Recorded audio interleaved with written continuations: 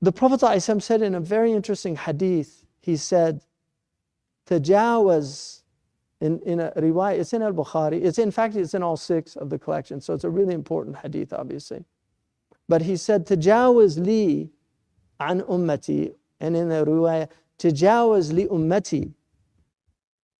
Like Allah has tajawaz, He's excused for my ummah, ma haddathat bihi anfusuhum, what their souls speak to them. So the internal dialogue. This is a rahmah from Allah because the previous communities were actually taken into account for their thoughts. So because of the rahmah of the Prophet ﷺ, this ummah is not taken into account for their thoughts. And that's why if you look, I mean that's a strong opinion.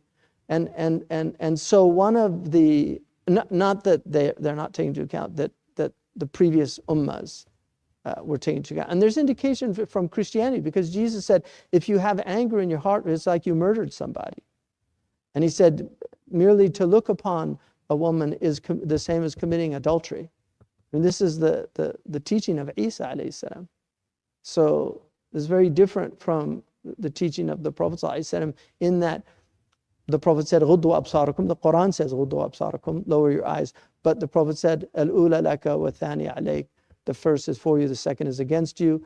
That we're told to guard these gifts that we've been given, the 7 limbs. So the waswasah is the whispering. And shaitan yuwaswisu, it's his real power. If shaitan has any power at all, it's his ability to suggest. One of the things that Dr. Cleary told me once, which was really interesting, he said that the problem with America is it's not just a culture with a lot of vice, it's a suggestive culture. Like it actually encourages vice, as opposed to previous cultures where they really saw it as a very negative thing to encourage people to indulge in their appetites, obey your thirst. You know, what happens in Vegas stays in Vegas, you know. So it's a suggestive culture. There was a company for people to commit adultery, and their tagline was, life is short, have an affair, which is crazy. And somebody actually broke into that website, and then it was a big scandal because all the people that were on the website ended up getting there. Allah yaftahuhum, you know. So that's very interesting, that Allah does not take to account the hadith al-nafs, this inner, and some of the Sahaba, they came, جاء ناس من أصحاب رسول الله صلى الله عليه وسلم من أصحاب النبي صلى الله عليه وسلم فقالوا إن نجد في أنفسنا ما يتعاظم أحدنا أن يتكلم به. We find in ourselves things that occur that we're horrified of the idea of actually saying them out loud. And the Prophet said, وَتَجِدُونَ ذَلِكَ? Do you find that? And they said, نعم. He said, صَرِيحُ الْإِيمَانِ. That's pure faith. It's a beautiful statement. That's pure faith. In other words, whatever foul thoughts come to you and you reject them, that is faith. Because foul people, they don't. They actually act on them. Whereas the believer finds that. And that's why one of the things that Dr. Cleary used to talk about, and I think he framed it really well, he used to talk about the guest and the host. So he said, don't mistake the guest for the host. He said, negative thoughts are uninvited guests. They take over the house. But don't think that they're you. You're the host, and they're like a dayfan, like a tufayli that's come in, and they're just bothering you. And that's why Sidi Ahmad Zarruq said, وَمَا يُوَسُّسُ بِهِ شَيْطَانُ وَالْقَلْبُ الْيَأْبَأُ هُوَ الْإِيمَانُ. What shaitan whispers and the heart rejects, that is faith. فلا تحاجج عنده لعينة فإنه يزيده تمكينا. So don't fight with those thoughts. Don't feel disgusted with yourself. Don't give them any reality. Just let them go. Just let them go. One of the miracles that many people have experienced, including myself, from this surah is that it will help you with wasawis. There's no hadith that indicates that, but I think it's because this ayah is in there. But many people have said it's mujarrab, that they do that. And there are many things like that in the Quran, that they're just mujarrab. And they will say, many of our scholars will just say, وَقَدْ جُرِّبَ. It's been tried and tested. Like you have falsifiability in science, you want to falsify something, you just test it and you do it. So another one obviously is قُلْ أَعُوذُ بِرَبِّ الْفَلَقِ وَقُلْ أَعُوذُ بِرَبِّ النَّاسِ الْمُعَوِّذَتَيْن. Ahmed Zarruq recommends, if you have a lot of waswasah in your prayer, to say that before you enter into your prayer, right before you pray. قُلْ أَعُوذُ بِرَبِّ النَّاسِ مَلِكِ النَّاسِ إِلَهِ النَّاسِ مِنْ شَرِّ الْوَسْوَاسِ الْخَنَّاسِ الَّذِي يُوَسْوِسُ فِي صُدُورِ النَّاسِ مِنَ الْجِنَّةِ وَالنَّاسِ. So there's two that do the whispering, right? And one of the dangers of allowing your ears, people to have open access to your ears, is that you can get thoughts that come in that you heard that you can't get rid of. And they will bother you from watching things that you shouldn't have watched or listening to things you shouldn't have listened to. They're called earworms.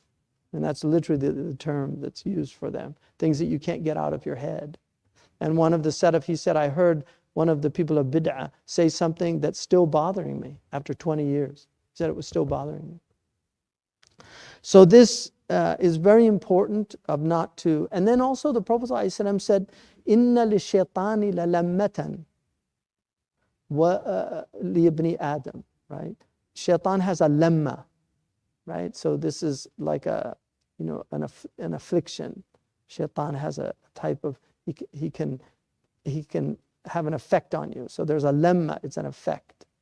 And he said, walil malaki lammatun. And the angel has a lamma also. And he said, أما لمة الشيطان فهو إعاد بالشر والتكذيب بالحق. It's to promise evil and to deny the truth. Threaten you with evil and to deny the truth. That's the lamma of shaitan. And then he said the lammat al-malak is إعاد بالخير وتصديق بالحق. He will promise you good and he will verify the truth for you. So the Prophet said, فَمَنْ وَجَدْ if he finds the lammat al-malak, فَلْيَحْمَدِ اللَّهِ, right? Praise be to Allah subhanahu wa ta'ala. And he says, but if you find the other one from shaitan, فَلْيَتَعَوَّذْ مِنْهُ, like seek refuge from أعوذ بالله من الشيطان الرجيم. So that's the lamma.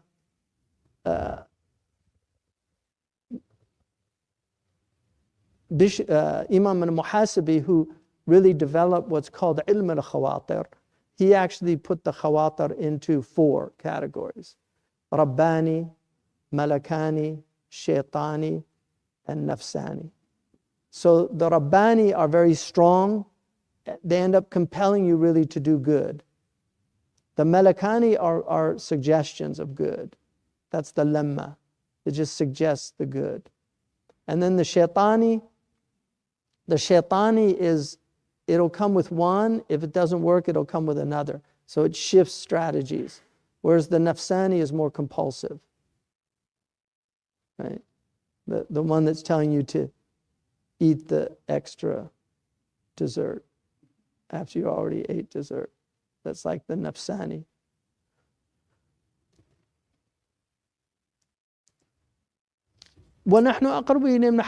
This is basically saying that Allah is with us. He's with you wherever you go. Ma'iyat al-ilm. His knowledge is with us wherever we are. Allah is with us. Habl al-warid, there's different views on it. The majority definitely say it's the jugular vein. That's the majority. Some say it's al-watin, which is the aorta. Some say, the Arabs now, and even lisan al-Arab, they differentiate between sharayin and awrida. So the sharayin tend to be the arteries, and then the awrida are the, although Ibn Haytham, and in lisan al-Arab it says it's what carries the nafas, which is the oxygen, the habl al-warid, and that would be the carotid artery.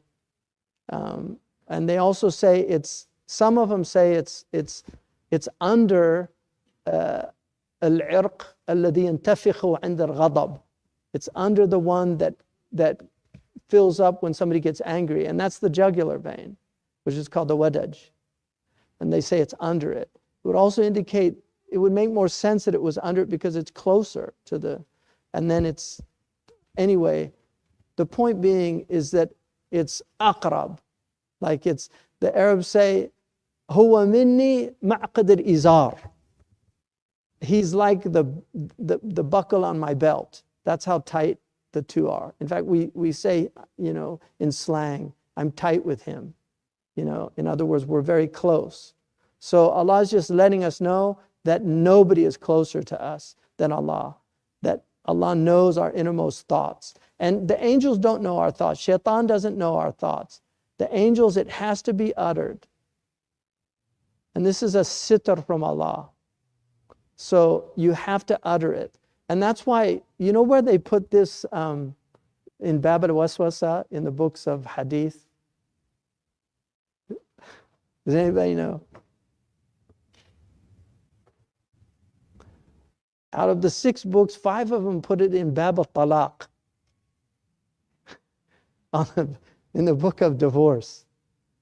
Because somebody might want to and think about it, but then they don't. So they're saying it's not a divorce if you just hammabi. Even if you had azima, you have to actually utter it. They say the waswasa, the khatir, the ham, and even the azima, لو طلق في ذهنه أهله لم تطلق. He has to utter it, and then once it's uttered,